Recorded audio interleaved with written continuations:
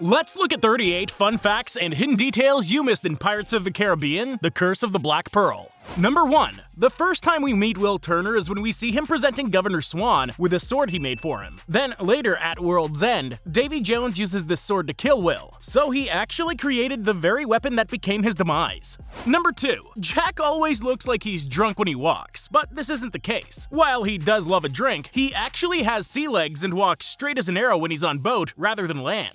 Number 3. When we first meet Jack Sparrow, we see that he has a small scab on his jawline, but as each movie goes on, the scab gets progressively worse. This was a joke between Depp and the makeup department, who decided the scab was from syphilis. Number 4. While Elizabeth is falling into the water, Jack is busy distracting the two soldiers by recounting a story that ends with, "And then they made me their chief."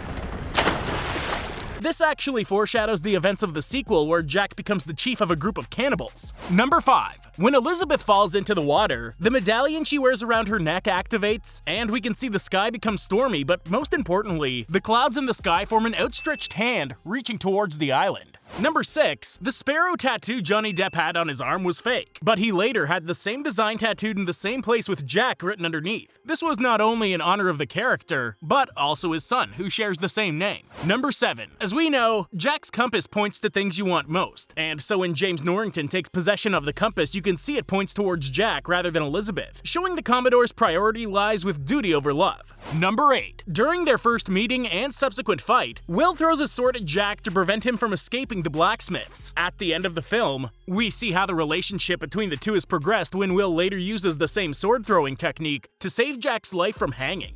Number 9. During the fight between Will and Jack, Orlando Bloom's elvish tattoo that he got after filming Lord of the Rings can be seen on his wrist. Number 10. Rather than having soot and dust sprayed on Will during the fight, they instead covered Orlando Bloom with chocolate powder so that it would cause less damage if it got in his eyes. Number 11. During the attack on Port Royal, Will throws an axe into the back of one of the pirates, which should definitely have killed him, but minutes later you can see the same pirate still running around, which was the first indication of the curse's effect on the pirates. Number 12. After we get the first view of the moon during the attack on Port Royal, the next shot is focused on the jail dog's bone, which foreshadows the effect that the curse has on Barbossa's crew. Number 13. Mickey Mouse has somewhat of a cameo in this movie. You can see his face on the right side of the moon. Number 14. Elizabeth threatens the crew of the Black Pearl by dangling the last medallion over the water. But this should be a meaningless threat, since the cursed crew could sense where the medallion was, and could have also searched for it underwater in their skeleton form without dying.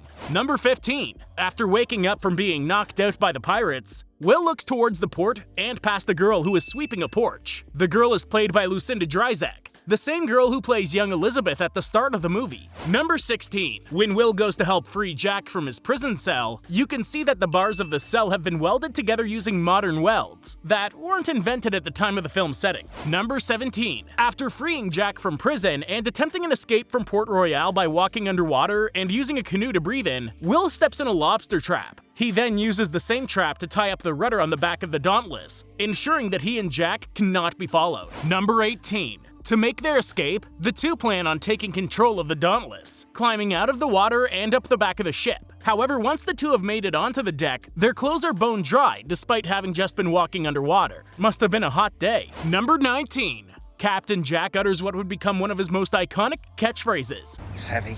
This line was one of many improvisations from Johnny Depp that were left in the movie. Number 20. The bone in Jack's hair is actually called a marlin spike, a tool made from reindeer shin bone and often used in marine rope work. Number 21. The idea for the curse came from the movie only having a small budget. CGI had to be kept to a minimum to stay within budget, so Barbossa's crew would only turn into skeletons when the moon was out. If the budget got too tight for a scene, they just put clouds in front of the moon. Number 22. To create the effect of decaying skin on the skeleton forms of Barbossa's crew, the effects team took digital photos of turkey and grafted a turkey jerky texture that would go onto the skin and skulls of the figures. Number 23. Cotton's parrot was played by two different macaws, Chip and Salsa. Chip would do most of the still scenes sitting on Cotton's shoulder, while Salsa did the more technical flying scenes. Number 24. The only female pirate to be recruited by Jack Sparrow was called Anna Maria, which could be a reference to two of the most infamous female pirates of the 18th century, Anne Bonny and Mary Read. Number 25.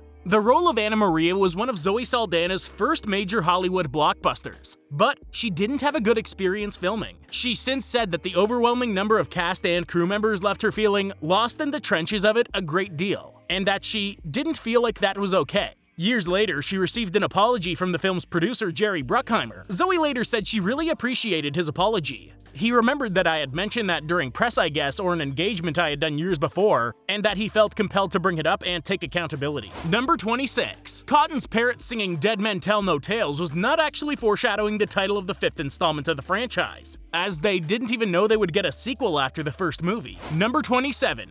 For a brief moment, while Barbossa is shouting commands at his crew, you can see that actor Jeffrey Rush may have forgotten to put in his fake teeth, as they're perfectly white rather than the fake decayed ones. Number 28. When Jack the monkey returns the medallion to Barbossa, he gives a perfectly timed smile as he's thanked. This wasn't planned in any way, and was done purely by chance. Number 29. When Barbossa takes Elizabeth's dress from her before throwing her overboard, he claims that her dress is still warm.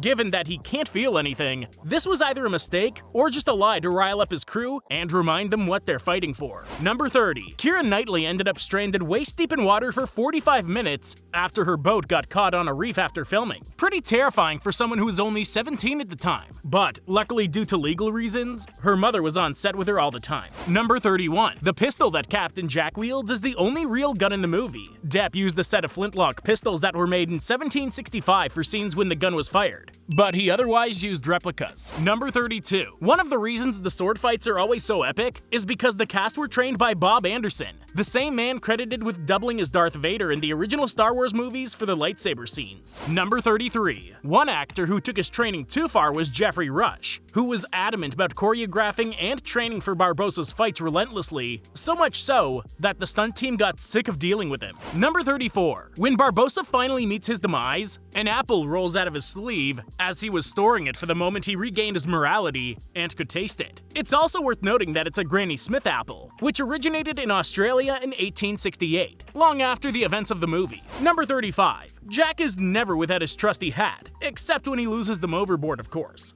To combat the problem of Depp constantly losing his hats, the costume department made them out of rubber instead of leather so they could float. Number 36. When Jack finally makes it back to his crew on the Black Pearl, you can see that one of his crew doesn't quite fit in. A man in a white vest and cowboy hat who was obviously part of the filming crew didn't realize he was in the back of the shot, and neither did the editing team apparently. Number 37. Not only was "Bring me that horizon" the perfect line to see out the movie, but it was also completely improvised by Johnny Depp. The improvised line even became the inspiration for the start of a British rock band who named themselves Bring Me the Horizon. Number 38. Since end credit scenes weren't as common back when the movie was released, you may not have stuck around to watch Jack the Monkey steal a gold coin and change into a skeleton form. Well, that was my breakdown of Pirates of the Caribbean: The Curse of the Black Pearl. Comment below any other details I missed, and then click the video on screen now to see my latest upload.